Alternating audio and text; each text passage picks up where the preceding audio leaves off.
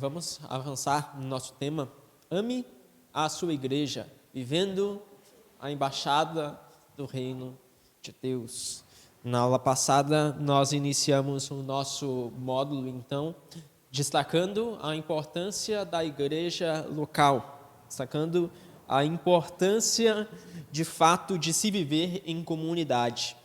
E nós vimos que, de fato, do início ao fim das Escrituras, nós vemos uma clara ênfase da importância de se viver em comunidade para a edificação da fé. Fizemos algo mais dinâmico na aula passada e quero tentar manter essa dinamicidade. Por mais sejamos poucos, eu lembro aos irmãos que escola bíblica é um momento onde nós podemos compartilhar, nós podemos tirar dúvidas, nós podemos fazer comentários. Não chega a ser um grupo de comunhão onde nós fazemos tudo em torno de perguntas, mas também não é uma pregação. Onde nós temos basicamente uma exposição sem qualquer tipo de interrupção. É, digamos, um meio termo, né, entre as duas coisas. Então, sinta-se à vontade a qualquer tempo para que nós possamos fazer considerações e assim aprendermos conjuntamente uns com os outros sobre a palavra de Deus. Temos organizado aqui a proposta desse módulo em 4 partes. Na última aula, então, destacamos a importância de pertencer a uma igreja, a uma comunidade. Na aula de hoje, queremos entender, então, o que é o congregar e as dificuldades de se congregar efetivamente. Na terceira aula, a aula que vem, queremos meditar um pouquinho sobre o serviço na igreja local e, por fim, a missão externa da igreja local, o evangelizar. Esse é o nosso plano. Nós temos 2 livros base, 2 recomendações aqui que nós temos feito. À sua esquerda, um livro bem prático, Ame a Sua Igreja, publicado pela Pronobis, muito recentemente, um livro muito bom, bem prático. À sua direita, um livro prático também, mas um pouquinho mais robusto, Igreja Regenerada, publicado aqui pela editora Fiel. 2 livros excelentes. Pois bem, antes de avançar, quando nós pensamos em igreja local, quais dificuldades que te vêm à mente? Quais dificuldades que você consegue perceber que alguém pode ter quando pensa em congregar? Ou eu sei que alguns de vocês aqui, a maioria de vocês aqui já tem muitos anos de igreja. E nesses anos, quais principais obstáculos que vocês conseguem enxergar para a vida de uma igreja local? As principais objeções que as pessoas fazem para participar, para congregar. Sabemos que hoje vivemos num país onde temos muitos desigrejados, pessoas que professam a fé, dizem ser cristãs, mas que não vivem numa comunidade porque elas se dizem feridas. Participaram um momento, mas saíram da comunidade porque ficaram feridas. Então, quando nós paramos para analisar os obstáculos, quais principais obstáculos que você consegue perceber? Alguém? O orgulho? Perfeito. O orgulho, querendo ou não, é a raiz de todos os pecados se nós pararmos para pensar, né? Se nós vimos lá o Éden, quando Adão e Eva caem, tudo começou com a soberba, tudo começou com o orgulho. Vamos tentar fazer assim, o Betinho está com o microfone ali, vamos tentar fazer a seguinte dinâmica agora. Quero ouvir vocês, eu creio que cada um de vocês tem algo a contribuir. Levantem as mãos. O Miqueias levantou as mãos. Eu acho que há dois pontos, né, que eu vejo bem forte hoje. A questão do próprio comodismo e a internet, entendeu? Que uma coisa está ligada à outra. A pessoa se acomoda, não. Ao invés de eu ir na igreja e congregar, eu posso assistir o pregador que eu quiser, né, no momento que eu quero, né, on demand, né, na hora que eu escolher ali. Então, isso, querendo ou não, é uma barreira. O ser humano, querendo ou não, ele tem a tendência de se acomodar, né? A gente fica facilmente numa zona de conforto ali. Então, Perfeito. acho que essa é uma barreira do mundo atual, do mundo moderno, vamos dizer assim, né? Sim. Nós queremos uma igreja sob demanda, confortável. Gourmet, né? Isso, gourmet, que não exija tanto de nós, né, que satisfaça os nossos interesses pessoais, que não nos cobre tanto ali, né, que esteja disponível quando nós quisermos, mas também quando não estivermos afim, não precisa. Então, é a igreja que nós queremos assim, né? Muito bem colocado. Reinaldo quer fazer um comentário.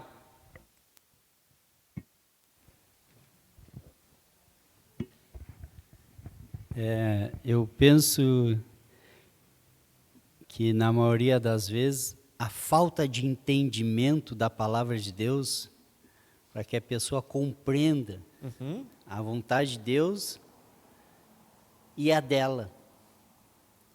Então, Perfeito. às vezes, a pessoa não compreende o papel da vontade de Deus para a vida dela. E, como diz, ambos se opõem. Sim. Até que a pessoa, como diz, pela palavra, entenda que a vontade dela não leva ela a se aproximar de Deus, e sim se afastar.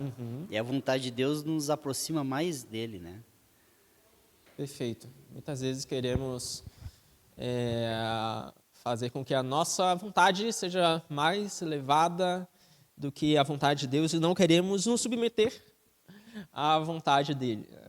E assim, muitas vezes, com qualquer frustraçãozinha que ocorre na igreja local, algo que surge de maneira que nós não queríamos, então nós desagradamos, nos frustramos e saímos de lá porque as coisas não ocorreram como nós quisemos. De fato, isso ocorre com frequência. E poderíamos, talvez, elencar aqui dos vários que poderíamos listar, 4 obstáculos. Vamos colocar aqui quatro obstáculos à vida da igreja. 4 obstáculos para que nós possamos congregar. Primeiro grande obstáculo, claramente notável em nossa cultura, o sensacionalismo. Você entra numa típica igreja evangélica hoje e você vê tudo sendo construído em torno da performance.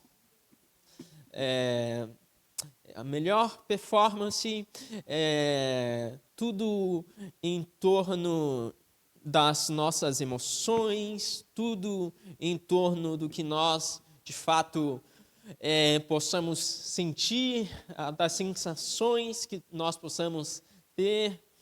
Então, de fato, se constrói tudo em torno desse grande sensacionalismo. Há uma busca por adrenalina e espetáculos. E acaba que a consequência direta disso é que se acha a rotina comum da igreja algo entediante. Então, o que nós queremos sempre é coisas diferentes, eventos diferentes, coisas novas, né? Coisas que saiam fora do habitual. E isso faz total sentido à nossa era moderna, um ponto que o Michael destacou aqui. Porque nós vivemos numa era digital, pensem só. Vivemos numa era digital onde a cada instante sai algo novo. E se nós passamos algumas horas nas redes sociais, nós vamos consumir uma sorte de coisas diferentes em microfrações de segundo. E queremos muitas vezes aplicar essa lógica do digital à vida da igreja também. Então, quando vemos coisas rotineiras repetirem, nós não ficamos satisfeitos, porque nós queremos, em verdade, sempre algo novo, sempre algo diferente, sempre algo que fuja ao habitual. Então, sensacionalismo, talvez, só talvez, seja um grande obstáculo que tenhamos hoje. Um segundo grande obstáculo aqui, que nós podemos verificar também, é o idealismo. Idealismo, basicamente, a crença de que nós podemos alcançar a glorificação já nessa vida. Não dessa forma. É claro que nós vamos... É claro que nós sabemos que não seremos glorificados ainda nessa vida. Mas, às vezes, vivemos como se fôssemos ser. E, assim, fazemos exigências elevadas de nós mesmos e do nosso próximo também. E disto surgem toda sorte de frustrações. Quantas pessoas, talvez você não conheça, que deixaram a igreja local por se frustrarem com alguém. Fulaninho me machucou, então eu saí da igreja. Fulaninho disse aquilo e aquilo outro, então eu saí da igreja. Fulaninho sempre faz aquilo, e o pastor não faz nada, então eu não quero mais essa igreja. Aquele pastor lá, eu não sei como ele é um pastor, miserável que ele é, poderia estar lá no quinto dos infernos, mas não, ele é o pastor da igreja. Veja só, idealismo. Nós somos, por excelência, pessoas que prezam por essa perspectiva, com muita frequência, amar a ideia de comunidade. Assim, nós sabemos que nós precisamos de comunidade. É claro que nós sabemos, sim, nós sabemos disso. Mas, com grande frequência, nós não queremos isso. E a consequência, frustração constante com a imperfeição e os defeitos dos irmãos reais. Irmãos reais, porque às vezes nós queremos irmãos virtuais, irmãos perfeitos, irmãos idealizados, irmãos que não existem. Você nunca vai encontrar um irmão perfeito, uma pessoa que corresponda perfeitamente ao seu ideal. E dessa forma, se nós tiramos Cristo do centro e colocamos o ideal do ser humano, certamente nós iremos desanimar. Terceiro obstáculo, quem sabe aqui? Misticismo. A ilusão do ermitão solitário. Talvez esse já seja menos comum, quem sabe? Depende da perspectiva. Mas talvez você já tenha conhecido alguém que acredita ser possível viver a vida cristã longe da comunidade. Alguém que acredite ser possível, de fato, viver sem ser crente, sem ser alguém que participe de uma igreja. A consequência disso, acredita que a verdadeira espiritualidade só acontece no isolamento, longe das pessoas. Já ouvi pessoas saírem da igreja e falarem assim: sabe de uma coisa? Agora eu estou muito melhor. Agora eu faço minhas orações em casa. Agora eu sinto que estou muito mais próximo de Deus em casa. Eu me sinto muito melhor assim. Me sinto mais próximo, mais perto. Então, para que a igreja? Esquecendo-se assim que enganoso é o coração do ser humano. Muito enganoso é o nosso coração. E vimos na aula passada que, do início ao fim das Escrituras, nós vemos uma forte ênfase na importância da comunidade. Como você vai participar do sacramento sem uma comunidade de fé? Como você vai participar da ceia do Senhor sem uma comunidade de fé? Do batismo? Como você vai ser disciplinado sem uma comunidade de fé? Como veremos, de fato, a disciplina eclesiástica ser exercida?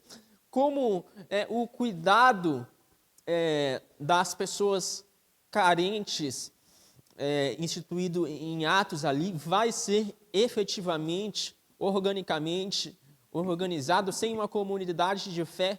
Como nós perseveraremos? Como nós vamos cumprir Colossenses 3,16? Aconselhai-vos uns aos outros mutuamente. Sem uma comunidade de fé, nós precisamos uns dos outros, definitivamente. Mas ainda assim, alguns caem nesse misticismo. Quarto ponto, quarto obstáculo, individualismo. Conexões rasas e digitais. A perspectiva de que é possível, sim, participar de uma igreja local, mas não se envolver tanto.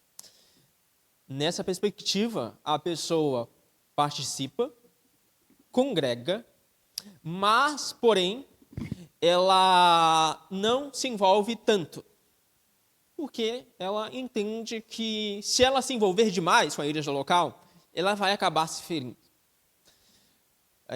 Então, por entender a importância da igreja local, mas por ter medo de se ferir, ela cria, digamos, uma barreira e não se envolve tanto com a igreja local. Então, basicamente, ela se contenta com conexões rasas e digitais. A consequência é a fuga de interações face a face e relacionamentos. Então, basicamente, temos aqui 4 obstáculos à vida da igreja local, que se manifestam com muita frequência: idealismo, individualismo, misticismo e sensacionalismo. Pois bem, e a igreja nas Escrituras? Vocês já pararam para perceber como a igreja dos apóstolos era? Já pararam para analisar o grau elevado de santidade que havia na igreja local dos apóstolos? Já analisaram a igreja de Corinto, quem sabe? Quão santos eles eram? Irmãos, existe um grande perigo em idealizar a igreja. Precisamente porque quando nós idealizamos a igreja, mais uma vez, nós nos frustramos. Até porque a igreja é uma comunidade de pecadores, uma comunidade de pessoas remidas, uma comunidade de pessoas que estão sendo gradativamente transformadas. Algumas mais maduras, outras menos maduras, algumas mais confusas, outras menos confusas e algumas balançando ainda. Então, esse é o povo de Deus, esse é o povo amado de Deus. E é intencional da parte de Deus seja assim. Nós vemos nas Escrituras que Deus escolheu as coisas que são loucas, de fato, para que se veja que o poder dele provém dele e não de nós. É pela graça. E talvez você já tenha visto alguém dizer assim, ou você mesmo já tenha dito: queria que voltássemos a ser como a igreja do primeiro século. queria que voltássemos a ser como aquela igreja primitiva, aquela igreja santa. E eu te convido comigo agora a folhear 1 Coríntios. Se você puder abrir, nós vamos folhear. Não vamos ler, mas eu quero folhear contigo, ou ir passando os capítulos, se você estiver abrindo no celular. Vamos fazer esse experimento. 1 Coríntios, abra 1 Coríntios 1, porque vamos passar pela carta. E eu quero te chamar a atenção em algumas coisas. 1 Coríntios.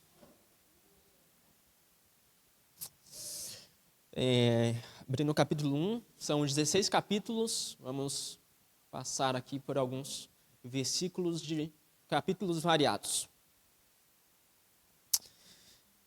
Eu quero te chamar a atenção, especialmente, sobre as dificuldades da igreja de Corinto. Então, perceba. 1 Coríntios 1, versículo 10.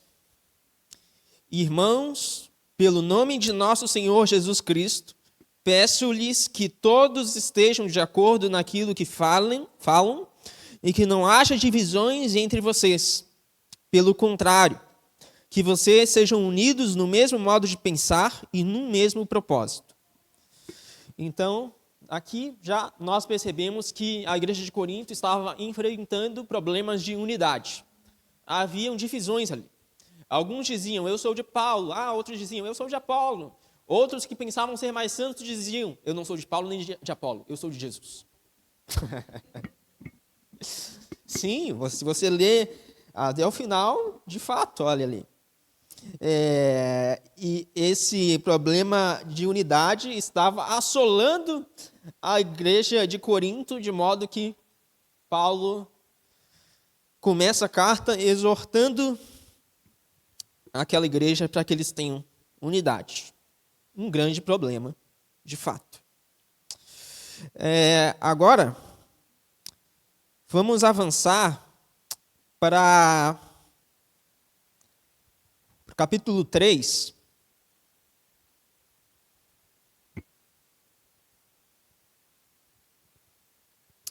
Aliás, para o capítulo 2, do versículo 14, olha o que o apóstolo vai dizer. Ele diz assim, ora, a pessoa natural não aceita as coisas do Espírito de Deus, porque eles são loucura. E ela não pode entendê-las porque elas se discernem espiritualmente. Ele está dizendo que a pessoa natural não entende as coisas do Espírito. Ok. Pode ser que isso não seja uma exortação, a princípio. Claro que não. Quem sabe ele esteja falando de pessoas que não estão na igreja de Corinto. Mas aí nós chegamos no capítulo 3, versículo 1. Eu, porém, irmãos, não pude falar a vocês como a pessoas espirituais, e sim como a pessoas carnais, como a crianças em Cristo. Então veja que ele está aplicando aqui esse versículo 14 do capítulo 2 à igreja de Corinto. Paulo teve de falar àquela igreja como a pessoas carnais, não como a pessoas espirituais. Não se trata de qualquer igreja.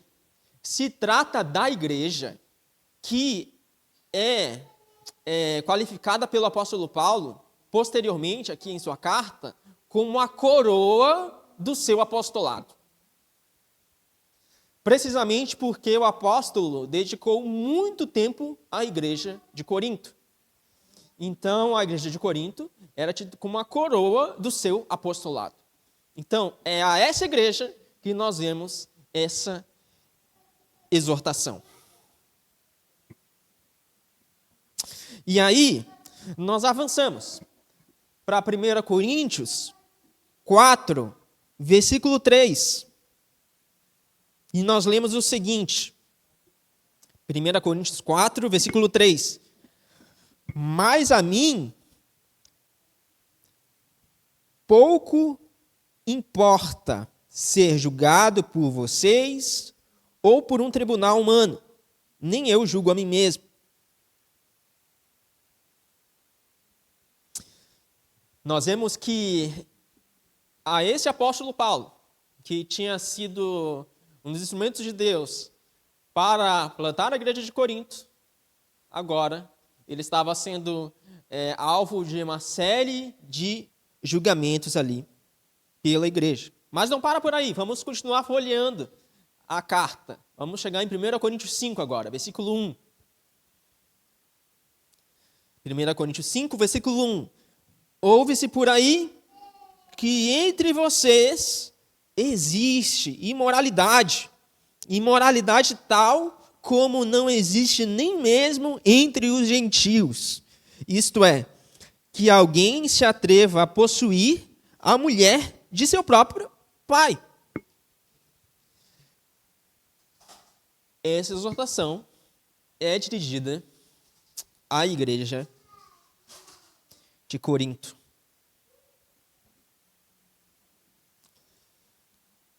Que povo pecador! Que coisa!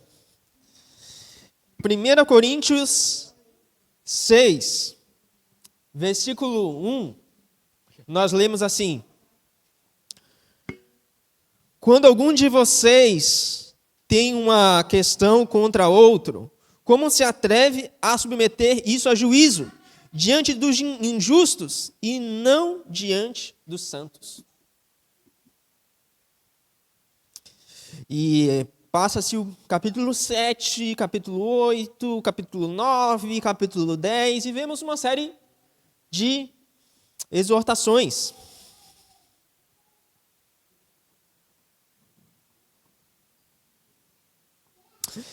E chegamos no capítulo 11, versículo 11, versículo 17, e lemos Paulo tratando da ceia do Senhor, que era celebrada entre os coríntios. E é interessante notar que até naquilo que os coríntios pareciam ser piedosos, eles celebravam a ceia do Senhor, conhecida naquela época como a festa do amor, até naquilo eles pecavam também. Versículo 17 do capítulo 11. Mas nisto que agora prescrevo, não posso elogiá-los, porque vocês se reúnem não para melhor, e sim para pior. Até nos seus atos piedosos, eles estavam desagradando a Deus de alguma forma também. Então veja que tamanha dureza de coração. E não é à toa que seja em 1 Coríntios que nós tenhamos um dos capítulos mais claros a respeito da ressurreição. Capítulo 15. Paulo diz no versículo 19 o seguinte: se a nossa esperança em Cristo se limita apenas nessa vida, somos as pessoas mais infelizes deste mundo. Precisamente porque muitos dos coríntios se questionavam se Cristo efetivamente ressuscitou. E ele diz: olha, se Cristo não ressuscitou, somos as pessoas mais infelizes deste mundo. E a carta vai encerrar no capítulo 16 com alguns conselhos finais. Então, irmãos, quis apenas folhear aqui a carta com vocês nesses 5 minutos, apenas para destacar que se nós vamos idealizar a igreja, certamente nós iremos ficar sem igreja, visto que nunca existiu, sequer no primeiro século existiu, uma igreja que fosse perfeita. Essa é a igreja que o apóstolo Paulo chama de a coroa do seu apostolado.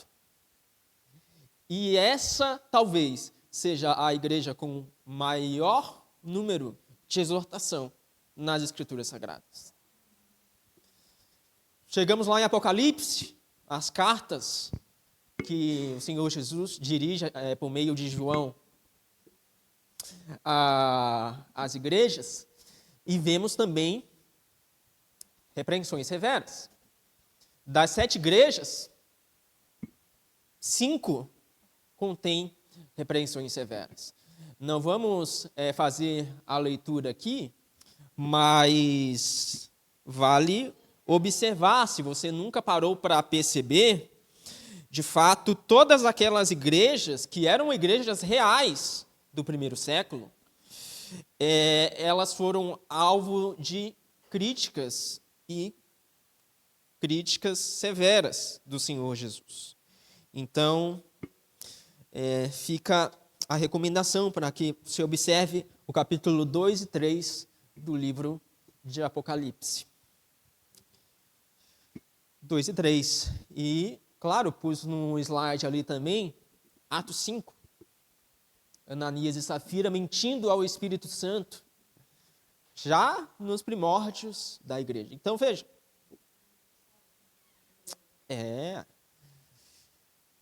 Não somos o povo ideal, mas Deus escolheu pessoas como nós para, de fato, herdarem a vida. Significa que devamos nos contentar com isso? Não, tudo isso é muito mal.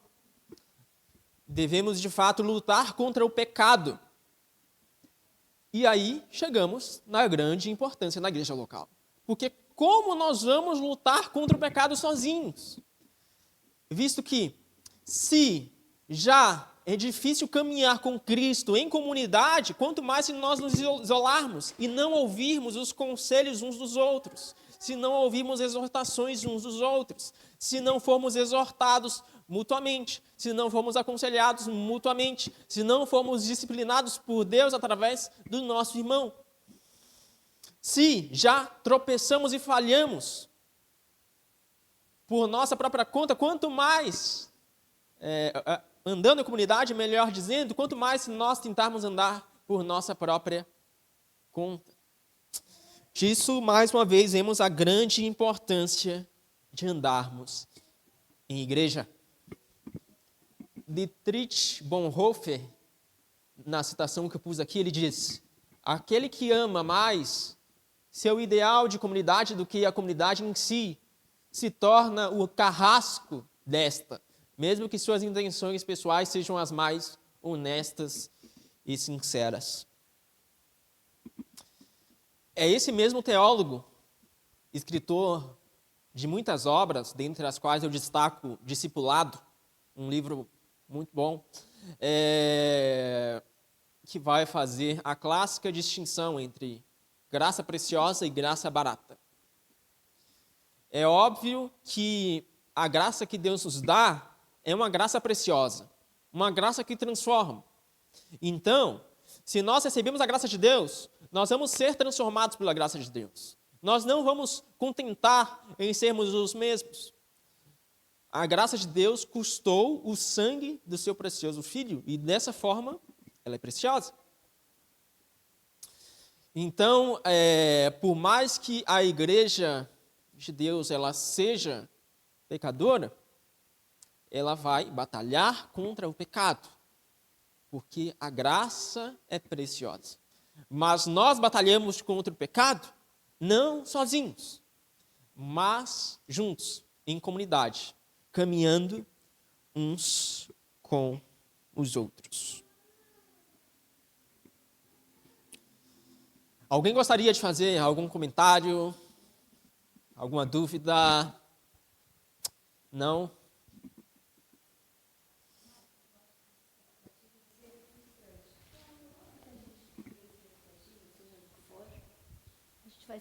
Betinho vai lhe dar o microfone, porque a gente quer que saia na gravação, porque às vezes fica uma lacuna. Não é por causa do som. Não se sinta constrangida. É só pela gravação. Não, é que eu acho que expectativas, sempre que a gente busca expectativa de alguma coisa, a gente sempre se frustra, porque a gente está esperando algo Perfeito. idealizado e que ideal a gente termina né, frustração, a expectativa, então tem que buscar neutralizar, sendo que a gente humano, né, peca, criando Perfeito. expectativas. Temos expectativas muito altas, com muita frequência e nos sentimos frustrados quando essas expectativas não são correspondidas. E elas nunca vão ser, visto que somos todos afetados pelo pecado que habita dentro de nós ainda. Muito bem colocado. Alguém mais?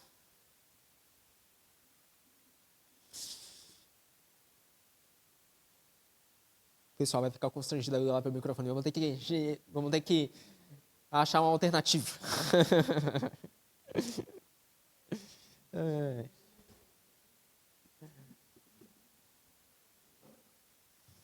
Quem já ouviu falar na doutrina do sacerdócio de todos os crentes? Levanta a mão. Ninguém? Ouviu falar?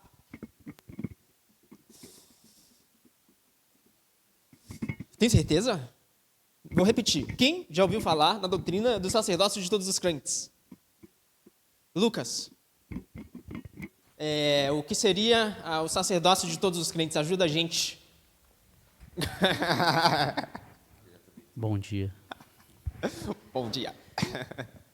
Eu entendo que o sacerdócio de todos os crentes vem de que, a partir da morte de Cristo, nós não precisamos que um sacerdote sacrifique mais um animal pelos nossos pecados. Então, nós somos agora nossos próprios sacerdotes, quando nós nos ajoelhamos e pedimos perdão pelos nossos pecados diante de Deus.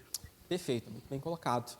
Cristo, sendo o nosso sumo sacerdote por excelência, oferecendo um sacrifício definitivo uma vez por todas, agora, no seu próprio sangue, nos faz sacerdotes. Muito bem posto.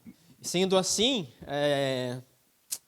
todos nós somos sacerdotes. Nós não temos uma pessoa que é o sacerdote e as outras são pessoas que não fazem parte do clero. Lembre-se da Idade Média, como as coisas aconteciam ali. Havia um Papa e uma grande hierarquia até chegarmos no Papa. Havia, então, o alto clero, baixo clero. E para chegarmos no clero, era necessário grande coisa. Nós não poderíamos servir a Deus como um sacerdote. Lembrem-se de como, na Idade Média, as Escrituras foram fortemente restringidas. Por que elas foram fortemente restringidas? Porque se subestimava a capacidade do povo em se compreender as Escrituras Sagradas. Porque se questionava a capacidade do povo em, de fato, aconselhar-se mutuamente. E entendia-se que apenas algumas pessoas eram selecionadas para serem sacerdotes. Algumas pessoas, as pessoas do clero, eram as pessoas que deviam instruir o povo com a palavra de Deus. Então, a palavra de Deus estava literalmente aprisionada, com correntes nos grandes mosteiros. E, para piorar, não na língua comum, na língua culta, no latim, ou apenas nas línguas de fato originais. Veja, na Idade Média, a palavra de Deus foi aprisionada. A perspectiva é, apenas as pessoas preparadas, instruídas, são os sacerdotes. Porém, com a Reforma Protestante, nós vimos um resgate da doutrina do sacerdócio de todos os crentes. Um resgate da perspectiva de que todos nós, por mais simples que nós sejamos, todos nós podemos ser instrumentos de Deus para aconselharmos uns aos outros, para compartilharmos da palavra de Deus uns com os outros, para cumprir, mais uma vez, repetir isso aqui, Colossenses 3,16, aconselhai-vos uns aos outros. Nós precisamos na igreja para isso. E quando nós pensamos nos próprios apóstolos, eles não eram pessoas bem instruídas. Paulo era, tudo bem, mas Pedro era um pescador. A grande maioria dos apóstolos não tinha qualquer tipo de grande origem. A maioria eram pessoas pouquíssimo instruídas. nós vimos isso até pelo modo como eles redigiam suas cartas. Havia uma exceção ou outra no Novo Testamento. Mas a grande maioria era gente simples. E foi esse povo que Deus escolheu para edificar a sua igreja. E hoje, mais uma vez, não importa quão simples nós sejamos, nós somos chamados a congregar, a viver em comunidade e a sermos instrumentos de Deus uns com os outros, pois nós somos sacerdotes uns dos outros. Essa doutrina é fundamental para todos nós. Acaba que doutrina da igreja é um assunto que rende bastante. Não vamos conseguir acabar a aula de hoje. Vamos acabar a aula de hoje, domingo que vem, porque o tempo já acabou. Mas creio que tivemos um bom momento aqui. Alguém gostaria de fazer algum comentário final, alguma dúvida? Não? Não se estão constrangidos com o microfone, é só realmente para sair na gravação, para não ficar uma lacuna silenciosa.